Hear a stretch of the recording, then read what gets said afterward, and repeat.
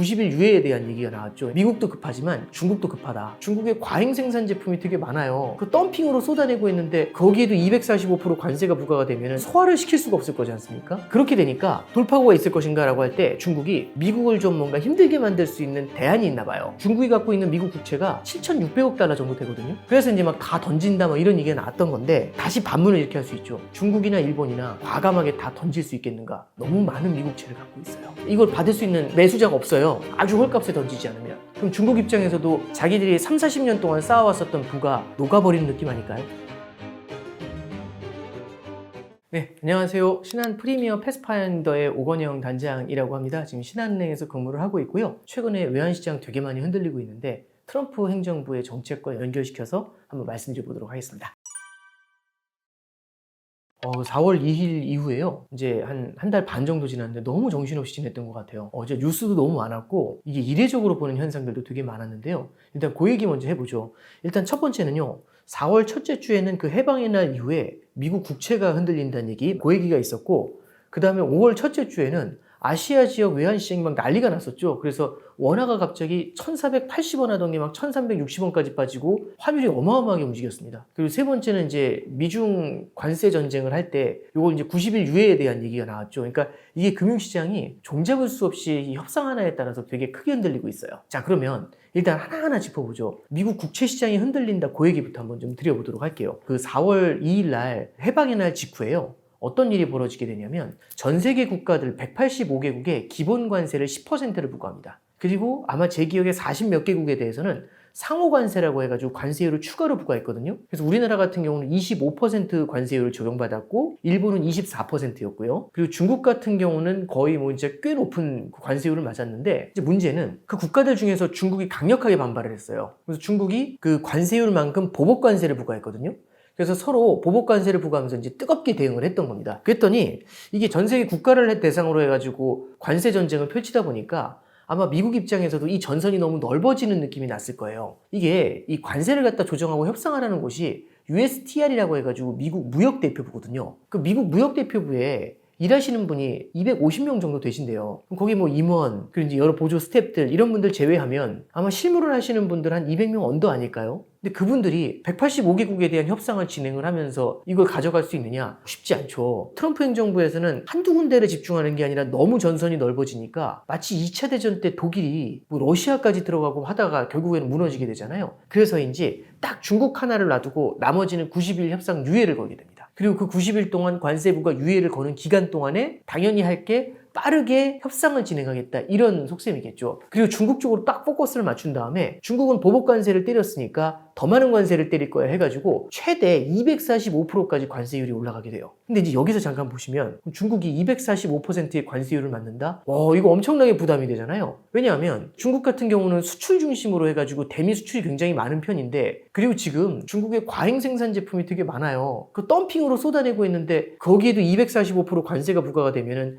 이걸 소화를 시킬 수가 없을 거지 않습니까? 그럼 중국의 공장들이 문을 닫게 되면 중국 타격이 굉장히 커질 수가 있습니다. 근데 이제 다들 그래서 중국을 우려할 때 중국이 뭐라고 하냐면 미국한테 무언가 보복을 더 강하게 해야 되죠. 그래서 첫 번째는 관세율을 125%로 올려요. 그래서 미국은 중국한테 145%를 때렸는데 중국은 미국한테 125%를 부과합니다. 그랬더니 이제 기자들이 물어보는 거죠. 아니, 미국은 145를 때리고 있는데 너희는 왜 125냐? 그랬더니 중국이 하는 얘기가 이미 100%를 넘어가면 이거는 관세로서의 의미가 없다. 숫자의 의미가 없고 그냥 아예 거래를 하지 말자는 얘기다. 이 얘기거든요. 개인적으로 동의합니다. 이제 그렇게 되니까 돌파구가 있을 것인가 라고 할 때 중국이 미국을 좀 뭔가 힘들게 만들 수 있는 대안이 있나 봐요. 그 대안 중에 뭘 얘기하게 되냐면 중국이 얘기를 하는 거죠. 우리는 지금의 이 상황을 갖다가 offset, 상쇄시킬 수 있는 방법이 있다라는 얘기를 해요. 그럼 이 상쇄라는 게 뭘까라고 보면은 저도 이제 두 가지가 상상이 딱 돼요. 시장에서 상상할 수 있는 첫 번째는 뭐냐면 위안화를 절하해버리는 방법이 있습니다. 1기 트럼프 행정부 때는 미중 관세 전쟁이 딱 펼쳐졌을 때 미국이 중국한테 5% 관세를 때리니까 중국이 위안화 가치를 5%를 빼버리더라고요. 그럼 위안화 가치가 하락을 하잖아요. 관세율만큼. 그러면 관세 부과한 게 효과가 없어요. 왜냐하면 그만큼 위안화 가치를 하락시키면서 위안화 제품의 가격을 낮춰버리니까요. 그러니까 약이 오른 미국이 10%를 부과하니까 또 10% 위안화를 빼버리더라고요. 그리고 20% 부과하니까 15% 위안화 가치를 빼버리고 보복 관세로 대응하고, 이게 1기 트럼프 행정부 당시에 미중 관세 전쟁 당시의 상황이었습니다. 그래서 이번에도 그러면 위안화 가치를 폭력적으로 절하하는 거 아니야? 근데 그렇게 되면은요, 금융시장에 주는 파고가 굉장히 클 수 있어요. 그래서 위안화 가치를 설마 제고하나? 가치를 낮추려고 하나? 이제 이런 두려움이 좀 있었는데 그쪽으로 가진 않은 것 같은데요.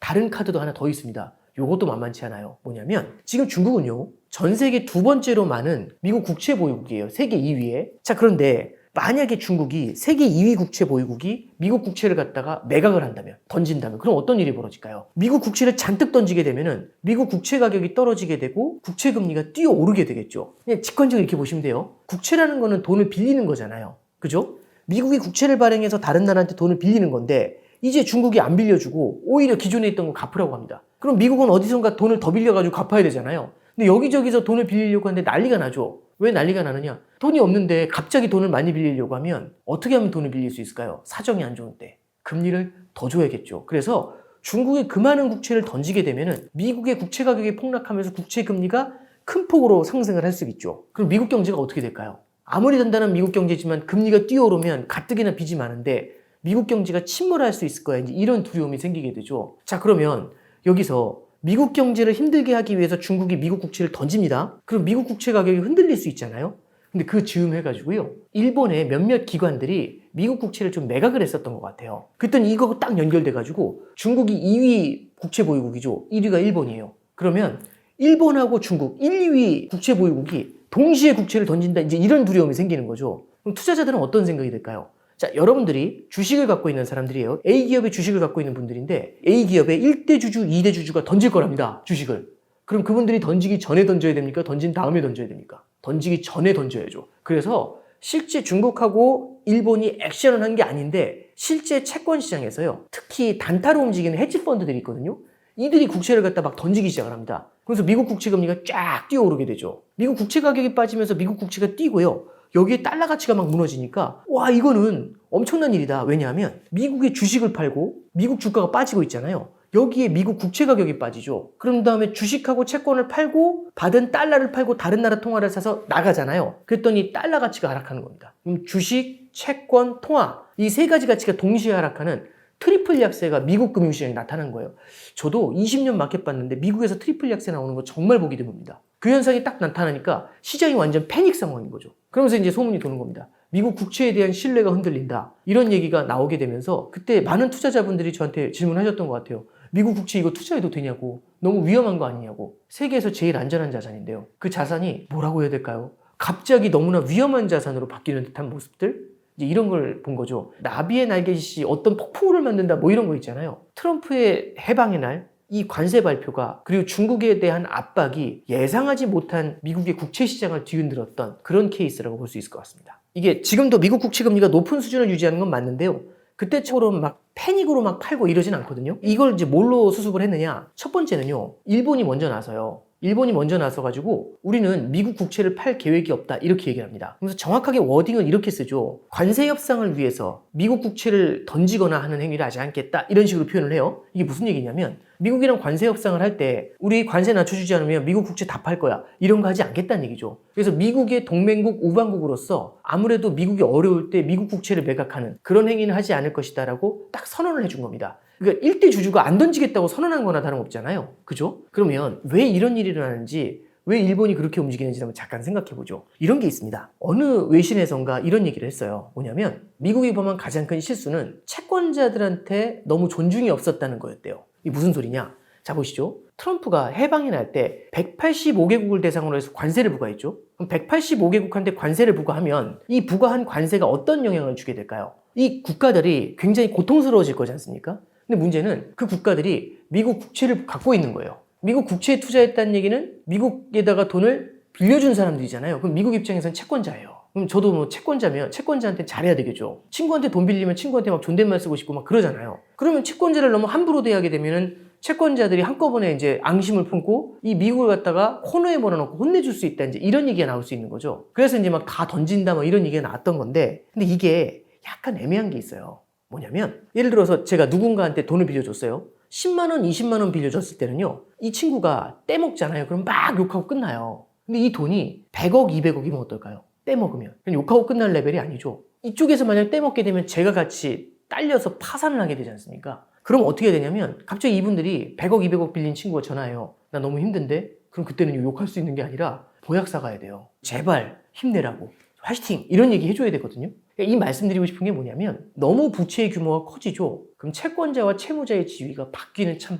아이러니한 현상이 일어날 때가 있어요. 말씀드리고 싶은 건 이 전 세계 국가들이 미국한테 너무 많은 돈을 빌려준 거예요. 그러니까 이 너무 많은 돈을 빌려주는데 한꺼번에 국채를 던진다? 그러면은 미국의 국채 가격이 떨어지고 국채 금리가 뛰는 것도 팩트지만 반대편에서 또 어떤 일이 일어날까요? 중국이 그동안 쌓아왔었던 그 국채가 다 가치가 녹아버리는 문제가 생기게 되겠죠. 중국이 갖고 있는 미국 국채가 7,600억 달러 정도 되거든요.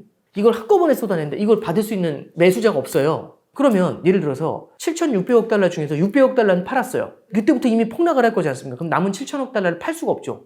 아주 헐값에 던지지 않으면. 그럼 중국 입장에서도 자기들이 3, 40년 동안 쌓아왔었던 부가 녹아버리는 느낌 아닐까요? 그럼 다시 반문을 이렇게 할 수 있죠. 중국이나 일본이나 과감하게 다 던질 수 있겠는가? 그게 쉽지가 않다는 겁니다. 왜? 너무 많은 미국채를 갖고 있어요. 그게 이제 문제가 된 거죠. 그래서 일본도 포기를 했고요. 중국도 특별히 미국 국채를 판다는 움직임은 나타나질 않았습니다. 그렇게 되니까 미국 국채 시장도요, 빠르게 좀 안정세를 찾았었던 그런 케이스라고 볼 수가 있습니다. 저는 좀 이런 생각은 들어요. 미국 국채가 타격이 없었다. 일단 단기적으로는 그럴 수 있죠. 근데 이렇게 보시면 돼요. 다른 국가들이 생각할 때 미국한테 돈을 너무 많이 빌려줬기 때문에 참 난처하다는 걸 아마 이번에 깨달았을 거예요. 그러면 이런 거죠. 저한테 너무 많은 돈을 빌려주셔가지고 이걸 갖다 어떻게 해볼 방법이 없는 거예요. 더 정리할 수는 없는 거거든요. 이미 너무 많은 돈을 빌려준 걸 깨달았으니까. 그러면 지금 있는 걸 정리할 수는 없지만 대신에 더 빌려주고 싶을까요? 더 늘리는 건 싫겠죠. 그 얘기는 미국이 국채를 갖다 더 발행했을 때 이 국채를 살려는 수요가 약해지지 않을까요? 그럼에도 불구하고 미국이 돈을 빌리고 싶다. 그럼 어떻게 빌려야 되냐면 이자를 더 줘야 됩니다. 그 얘기는 미국 국채 금리를 더 얹혀줘야죠. 그러면 미국 국채 금리가 예를 들어서 나중에 내려가더라도요. 과거의 그 아주 낮은 레벨 이렇게 내려가기가 쉽지가 않을 것 같아요. 그만큼을 더 얹혀줘야 되거든요. 이렇게 보시면 돼요. 국채잖아요. 국가의 채권이죠. 채권은 빌려주는 거죠, 돈을. 그럼 무엇을 믿고서 빌려줄까요? 그 사람의 신용을 믿고 빌려주는 거죠.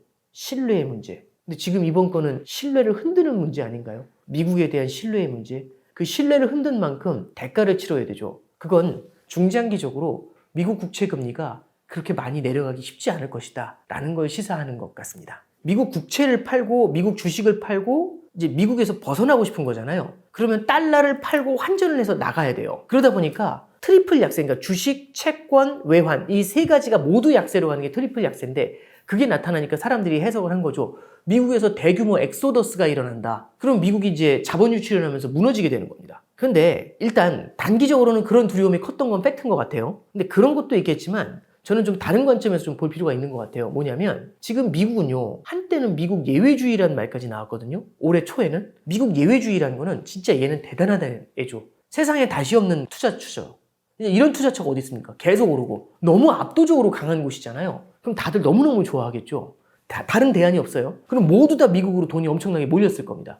근데 이번에 신뢰가 한번 흔들리는 걸 본 거죠. 그럼 신뢰가 크게 흔들리게 되면은 적어도 미국 예외주의라는 말은 좀 흔들리지 않았을까요? 그러면 미국 예외주의라는 말이 흔들렸다면 이런 거죠. 자, 미국이 망한다. 그래서 돈이 빠진다 하고요. 미국이 예외주의에서 흔들리면서 너무 과하게 들어갔었던 돈이 조금 빠져나온다. 요건 좀 다른 케이스죠. 저는 후자의 케이스가 조금 더 강한 것 같아요. 달러가 안전자산의 지위에서 무너져서 달러의 패권이 사라진다? 그래서 미국이 망한다. 이런 케이스로 해석하는 건 과도한 것 같고요. 저는 좀 주목하고 있는 게 미국 예외주의라는 사람들의 환상이 조금 흔들리는 거 아니냐. 그 과정에서 나타난 달러의 약세? 이걸 우리가 지금 목도하고 있는 거 아니냐. 이렇게 생각하고 있습니다. 4월 달에도 달러가 빠졌고요. 5월 달에도 달러가 빠졌어요. 근데 4월에 달러 약세하고 5월은 좀 달라요. 4월에는요. 이게 달러가 빠져나갔잖아요. 미국에서. 미국에 대한 신뢰가 흔들린 겁니다. 그랬더니 이제 이런 소문이 돌아요. 각국의 중앙은행이 달러 말고 다른 무언가로 외환보유고를 채울 수 있어요. 이런 얘기가 나오죠. 그럼 그 외환보유고에 채우려면은요. 기본적으로 국제통화여야 돼요. 그래서 신흥국 통화를 못 담거든요. 원화 같은 거 많이 못 담아요. 그럼 어떤 통화를 담느냐? 엔화, 유로화, 혹은 금. 그래서 그때 움직임을 보면은요. 미국의 주식, 채권, 그 다음에 미국 달러가 흔들렸죠. 그러면서 반대편에서 엔, 유로, 금이 어마어마한 강세를 보였어요. 그죠? 그럼 이때는요. 달러가 약했지만 달러는 왜 약했다? 엔화하고 유로 대비 약한 거예요. 원화 대비로는 그렇게 약하지 않았어요. 근데 이번에는요. 5월 첫째 주는 좀 상황이 독특해요. 엔화하고 유로화가 오히려 약하고요. 원화하고 위안하고 대만 달러 이 셋이 어마어마한 강세를 보였습니다. 그러니까 이거는 성격이 좀 다른 거죠. 그래서 그때하고 4월 달에 달러 약세하고 지금의 달러 약세가 약간 궤를 달리합니다. 여러 가지 이유가 있을 거예요. 근데 이렇게 보시면 돼요. 미중 무역 협상이 진행이 안 될 거라는 믿음이 되게 컸어요. 왜냐하면 중국이 양심을 굉장히 많이 품고 있고 미국이 대화를 하자고 해도 대화에 응하지도 않았죠. 근데 어느 순간인가 갑자기 중국이 대화를 검토하겠다 이런 얘기가 나와요. 그럼 이제 여기서 뭘 보는 거냐면 중국도 급하다. 미국도 급하지만 중국도 급하다. 그러면 서로 급하면 무언가 합의점에 이르게 되지 않을까요? 그럼 그 합의점을 빠르게 찾으려고 하겠죠. 그 합의점 중에는 뭐가 있냐면 결국에는 중국의 대미 무역 흑자를 줄이는 게 있을 거고요. 그걸 위해서는 위안화를 일정 수준 절상시켜야 돼요. 위안화 가치를 높여야 되죠. 그래서 위안화 가치를 높일 거야 라는 기대, 요게 생긴 거예요. 그리고 위안화 가치를 높일 거라는 기대는요, 반대편에서는 달러 약세를 말합니다. 그리고 그 비슷한 시기에 대만 현지 언론에서 대만 정부가요, 미국하고 협상을 하는 과정에서 관세율을 낮추기 위해서 대만 달러의 일정 수준 절상, 이걸 받아들일 수 있다, 이런 얘기가 나와요. 그러면 위안화 절상, 대만 달러 절상 이거잖아요. 그 반대편은 달러의 약세가 있습니다. 근데 잠깐 보세요. 중국이나 대만이나 수출을 해서 달러를 많이 벌었단 말이에요. 근데 지난 3, 4년간 달러가 계속 강했죠. 그럼 이들 기업 입장에서는요, 벌어들인 달러를, 달러가 워낙 강한데 팔고 싶을까요? 쟁이고 싶을까요? 당연히 쟁이고 싶거든요. 그래서 안 팔려고 했던 거예요. 그런데 갑자기 소문이 들려요. 달러가 약해진대! 라는 소문이 들린 거예요. 그럼 어떻게 될까요? 투매가 나오는 거죠. 그래서 대만 달러하고 위안화 가치가 빠르게 하락을 했는데 여기서 하나 보실 게 있어요. 위안화는요, 중국은요, 자본 계정이 열려있지가 않아요. 그래서 들어갈 수는 있지만 나올 수 없는 케이스도 있고요. 중국 위안화를 갖다가 현찰로 사들이기가 쉽지가 않을 때가 있어요. 그럼 이걸 살 수가 없잖아요. 그러면 프록시 통화라는 걸 사요. 프록시 통화가 뭐냐면 위안화를 살 수 없을 때 위안화하고 되게 비슷하게 움직이는 통화가 있잖아요. 그런 걸 사거든요. 그게 원화가 됩니다. 그래서 원화, 위안화, 대만 달러 이 셋이 초강세를 보였죠. 그래서 우리 연휴 기간에 1,450원 하던 환율이 확 내려와가지고 1,360원까지 찍었다가 지금 이제 다시 1,417원, 8원 이렇게 되돌려 놓은 상태입니다. 자, 이게 보시면 실질적인 협상에 의해서 이게 돌아간 게 아니라 그렇게 될 거라는 기대에 의해서 움직인 거죠. 미중 무역 협상에서 환율 조항을 받아들일 거란 기대에 의해서 이게 형성이 된 거죠. 그런데 미중 실제 그 환율에 대한 실질적인 협의는 현재 나온 게 없어요. 오히려 이제 90일간 유예가 됐잖아요. 그러면 이제 무슨 얘기냐면은 위안화가 절상될 거라는 그 기대가 살짝 꺾여 있죠. 대만 달러도 마찬가지일 거예요. 그리고 90일 이상 유예를 줬잖아요. 그럼 90일간은 위안화가 절상될 거라는 그 기대하고는 관련이 없겠죠. 그러면은 이 상황에서는 위안화가 과도하게 강세로 갔던 게 되돌려지는 게 1번일 거고요. 두 번째는 미중 간에 이제 협상을 하면서 좀 더 기간이 길어지잖아요. 그러면은 미국이 과도하게 실수를 하면서 미국 경제가 둔화되고 중국 경제가 성장하고 이 가능성도 조금 흔들릴 수 있겠죠. 그래서 미국이 흔들릴 것이다 라는 얘기에서 미국도 흔들리는 게 싫으니까 협상에서 한 걸음 물러서는구나. 이걸 보면서 미국 주식시장부터 시작해서 미국 경기도 좋아질 거라는 그런 기대감, 이런 게 다시 소록소록 올라오기 시작을 합니다. 그게 이제 뭘 만든 거냐면 다시금 달러화의 반등, 요걸 그려내게 된 거죠. 저는 협상의 의존도가 굉장히 높다고 봅니다. 저는 이번에 FOMC도 별로 시장에서는 관심이 없더라고요. 지금은 금리 정책이나 이런 것들, 통화 정책 이런 것들보다는요, 관세 정책을 어떻게 하는지에 따라서 외환시장이 요동을 치는 것 같아요. 근데 이제 이것만은 기억해 주시는 게 좋을 것 같은 게요, 우리는 이제 뭘 본 거냐면 지난 3, 4년간은 달러는 강세를 보일 거야 라고 해가지고 달러가 높은 환율 영역에서 놀았었어요. 거기서 제한적으로 움직였는데 이번에 뭘 보신 거냐면 아니야, 뭔가 미중 협상 같은 걸 했었을 때는 달러 약세의 분위기가 강하게 형성될 수 있어. 이걸 같이 보신 거예요. 그러면 예전에는 고환율의 레벨에서 환율이 팍 떨리는 걸 봤다면 이제 환율이 낮아지는 약달러의 영역까지 같이 열리게 되죠. 그러면 환율의 변동성이 되게 커지게 되겠죠. 그래서 하나 말씀드리면 환율 고점이 연고점이 제 기억에 1,480원 가까이 됐거든요. 1,480원에서 1,360원까지 3주 만에 빠졌어요. 120원 빠진 건데 이 정도면은요 1년 움직일 겁니다. 1년 움직임이 3주 만에 나타난 거죠. 이런 걸 어려운 말로 변동성이 높아졌다고 합니다. 이런 상황이 당분간은 좀 이어질 것 같고요. 가장 중요한 거는 협상에 대한 시장의 디펜던시가 굉장히 높아질 것이다. 이렇게 좀 보고 있습니다. 저는 이렇게 볼 것 같아요. 그러니까 올랐다 떨어졌다 이것만 봐서는 안 되고요. 환율이라는 건 상대 가치거든요. 근데 예를 들어 볼게요. 환율이 올라가면 자본이 유출될 수 있으니까 문제다. 뭐 이렇게 해석할 수 있어요. 항상 환율이라는 건 오르내림이 명암을 같이 주거든요. 우리가 어디에 포커스를 맞추느냐의 문제인데, 예를 들어 환율이 올라가가지고 우리가 수출이 잘 될 것 같아요. 근데 문제는 우리 원화만 뿐만 아니라 다른 나라 통화도 다 약해요. 그럼 우리나라 환율이 오르더라도 수출이 잘 될 게 없죠. 왜? 다른 나라 통화도 다 약하니까. 그들도 잘 되는 거잖아요. 그러니까 제 가격이 낮아지면 수출이 잘 될 수 있는데 경쟁자의 가격도 같이 낮아져요. 그럼 큰 의미가 없죠. 그래서 오히려 이번에도 원화가 환율이 하락했잖아요. 다른 나라 통화가 같이 하락하죠. 그럼 큰 문제 될 게 없어요. 그래서 위안화, 대만 달러처럼 우리하고 수출 경쟁하는 나라의 통화가 같이 하락을 하죠. 그러니까 내 나라 제품의 가격이 비싸졌는데 환율이 하락한다는 건 우리나라 원화 가치가 올랐다는 얘기니까요. 내 나라 제품의 가격이 비싸져서 가격 경쟁력이 떨어질 것 같은데 다른 나라도 가격이 높아져요. 그러면 중화가 되겠죠. 그래서 우리가 환율이라는 건 상승 하락에 따라서 명암이라는 게 분명히 존재하는데 그것만 딱 볼 게 아니라 다른 국가들하고의 관계도 함께 고려를 하면서 판단해야 된다. 이 정도 조언 드려보겠습니다. 저는 아직은 좀 성급한 것 같아요. 왜 그러냐면 지금 이제 90일 유예를 준 게 4월 달에 90일 유예를 준 거는 7월 8일 날 돌아오게 되거든요. 그리고 두 번째는 지금 중국한테 관세 유예를 준 게 아마 이제 3개월 후에 그 안에 이제 뭔가 협상을 하겠죠. 근데 여기서 가장 해피엔드는요. 관세를 갖다 많이 완화시켜주면서 끝내주면 좋아요. 근데 트럼프 행정부가요. 갖고 있는 이 관세 정책이 트럼프 행정부한테는 알파이자 오메가예요. 이게 왜 그러냐면 트럼프 행정부는 감세를 해주고 싶거든요. 감세를 해주려는데 재정 적자가 커요. 이 재정 적자를 메우려면 다른 나라한테 세금을 걷어서 메워줘야 돼요. 그게 관세입니다. 그래서 관세가 필수고요. 두 번째는 미국이 무역 적자가 커요. 이걸 되감으려면 관세를 부과해주는 게 제일 좋거든요. 그래서 트럼프 행정부는 재정 적자, 무역 적자 둘 다 빚인데 이걸 어떻게든 줄이려고 관세라는 포인트를 찾은 거예요. 그래서 트럼프가 그 얘기를 하죠. 관세는 이 세상에서 가장 아름다운 단어. 그래서 이 관세라는 단어를 그렇게 좋아하는데 이게 트럼프 행정부 정책의 가장 근간을 이루고 있잖아요. 얘를 솜방망이로 만들고 간다? 아마 미국 입장에서는 신중하게 고민을 할 것 같아요. 그래서 관세율이 앞으로도 조금 괜찮아지면 또 부과하려고 하고 조금 괜찮아지면 또 부과하려고 하고 하면서 이게 당분간은 시장의 변동성을 높일 가능성이 있다. 이거 같이 염두에 두고 볼 필요는 있을 것 같습니다.